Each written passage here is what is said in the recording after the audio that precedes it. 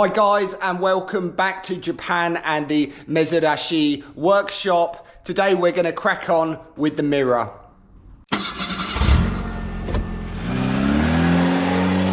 So in the previous video I did manage to paint the Mira, and what I need to do really is start looking into flatting and polishing this. I don't really like leaving the paint too long. It can get a bit hard and very difficult to polish, so I really need to look at that. But also I need to look at getting this thing moving under its own steam.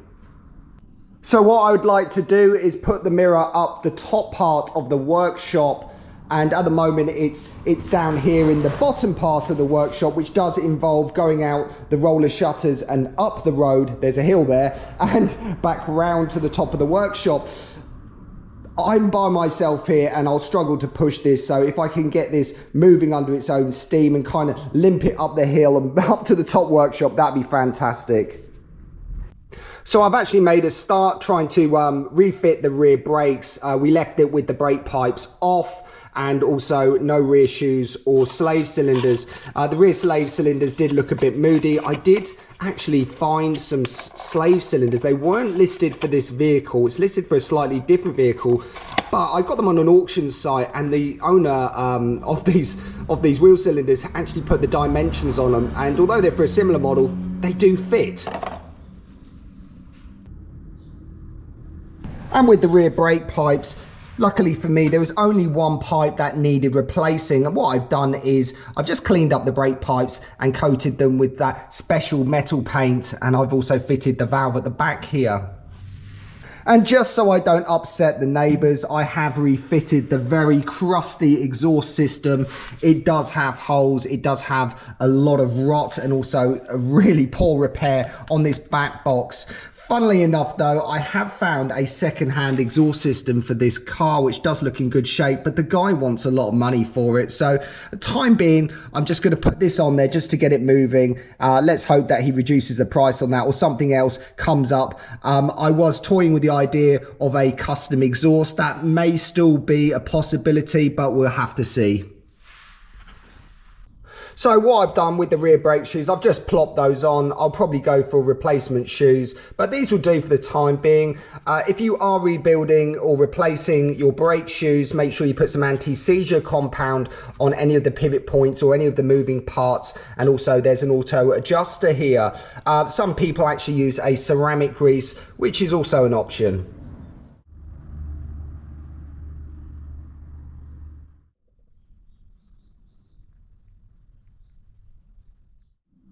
And if you find yourself messing around with a lot of brake pipes and unions and things, I would suggest buy yourself a brake pipe spanner with a cutout here, and that just slips over the pipe and you can easily do up the unions. If you use something like an open-ended spanner like this one here, you may actually damage the unions when you do them up.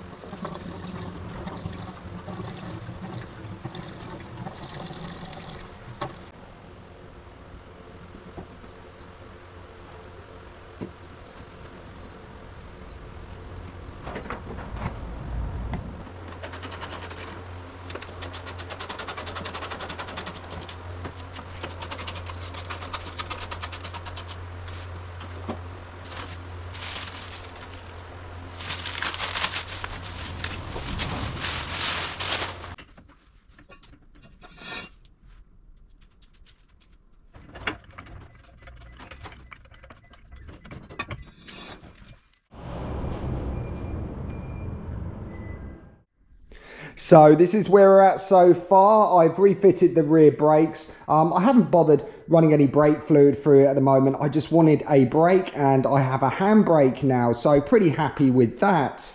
Also, what I've done on the interior, I've just refitted the steering wheel. I have refitted the fuse box down there, various wires. Also the steering column, I bolted that back up, and I've very loosely fitted the speedo there. This is so I can have a look at the oil light when the engine's running. And at the front here, while I had the wings off to get rid of the masking, I've refitted this expansion bottle that sits here, as well as that. Underneath the bonnet, I've also refitted the air filter and a couple of little pipes here and there. I am waiting for the battery to charge. What I've also done is screwed down the filler neck here with those 2 screws, and I've put some fuel in. So I'm currently waiting for this tiny little battery to charge. So whilst it's doing its thing, I'm going to get on with some wet flatting and some polishing.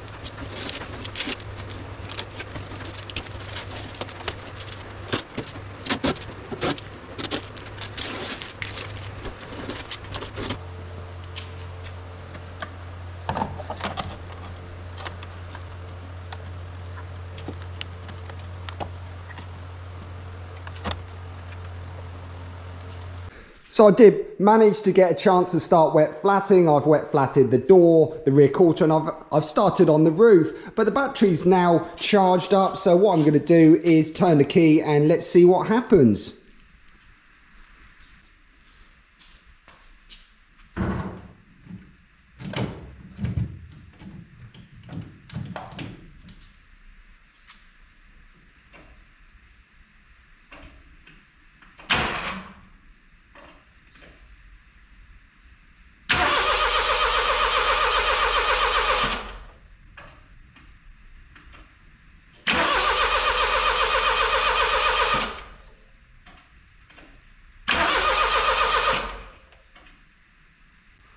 Well, unfortunately, the answer is nothing is happening. I can't even hear the fuel pump. The engine is spinning over. I do have ignition lights, so I need to check out the fuel pump. Let's see what's wrong. So down here are the wires for the fuel pump, and I did remember to connect them, so that's not the problem.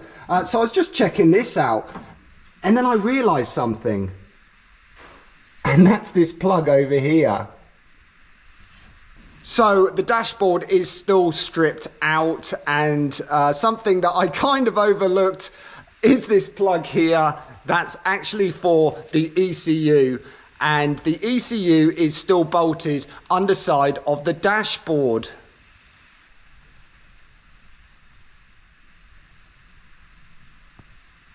And here it is, still bolted to the underside of the dashboard. And of course, without a computer, this engine will not run. So what I'm going to do is unbolt it from the dashboard, and we'll just connect it to the wiring loom. And then hopefully it will spring back into life.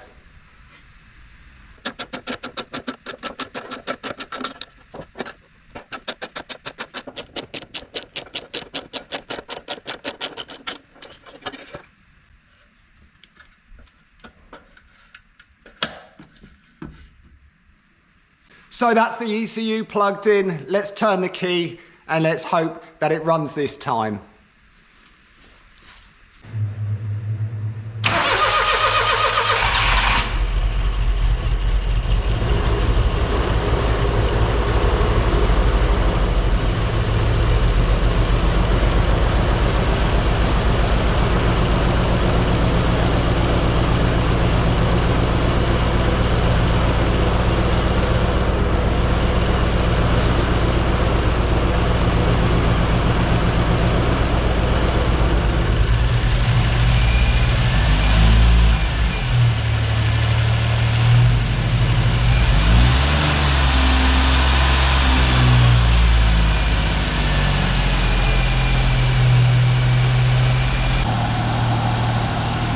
So that seems to have done the trick. The car is now running, it's idling, sounds relatively happy. I'm pretty happy now that this is able to move to its new home in the workshop.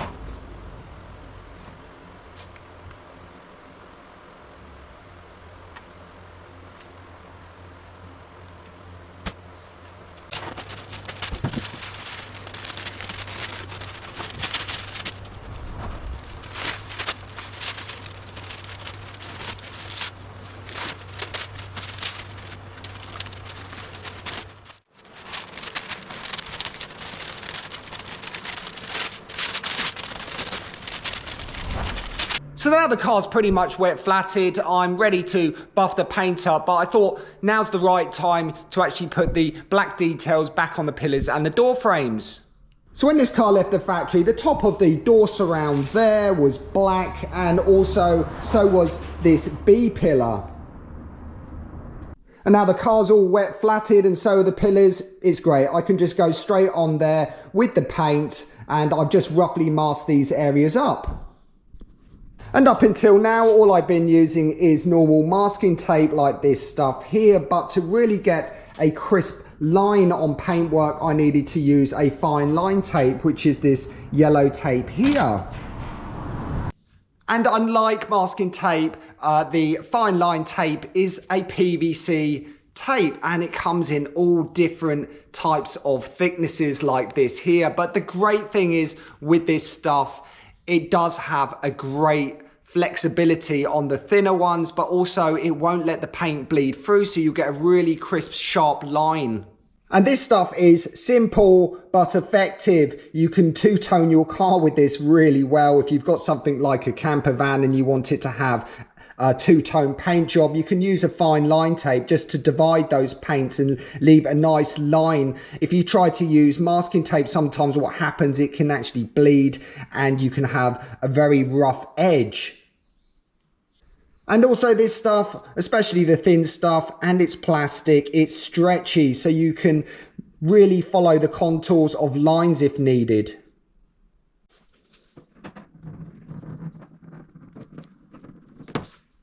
And it's pretty cool stuff. You can go around corners and edges really easily. It does stretch and it keeps its shape. So what I'd normally do at this point is bang some black 2K paint, a gloss paint, into the gun and spray it on. Failing that, I'd use something like an aerosol can like this. But recently I found a product which is the same company, which is this stuff here, and it's thicker and I think it's more durable. So I'm going to go ahead and apply 3 light coats of this stuff onto the frames and the pillars. And something that was going through my mind while I was masking this up, a lot of 80s and 90s hot hatches, GTI models, etc. have these black accents on the A pillars, B pillars, etc. And I think it does look quite smart. It tells you that it's a sports model because it has that racing black paint. But what manufacturer first thought of this idea? Who was the first manufacturer to pop these black accents of colour on and think that's fab, and then everybody followed? I have no idea.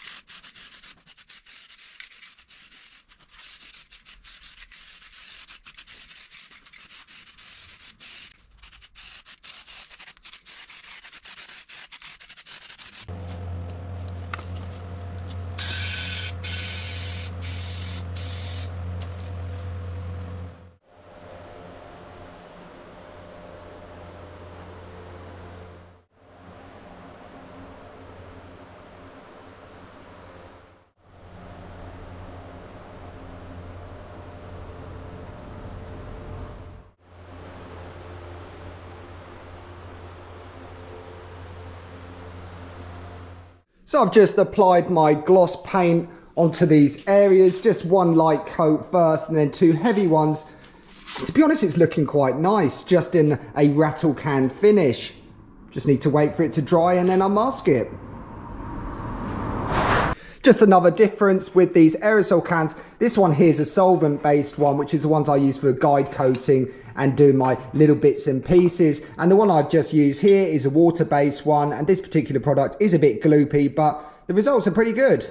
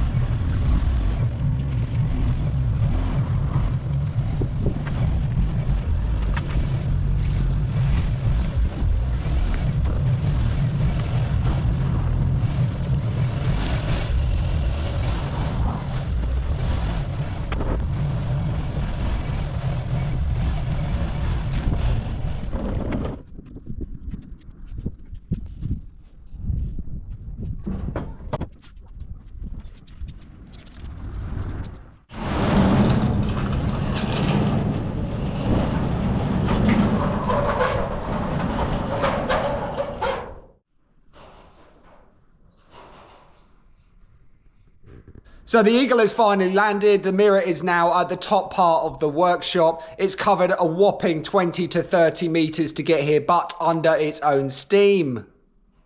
And although I want it long ways at the top part of this workshop, I'm pretty surprised that it actually manages to fit in this tiny little gap at the top of the workshop, just like that. And even though I've only covered a couple of meters, it does actually feel pretty good. My only concern is obviously the interior. The driver's seat is pretty uncomfortable. So at this point, I still need to do quite a bit more wet flatting till I'm happy that it's going to be ready for polishing. And then once it's polished, I can then look at starting to fit it back up.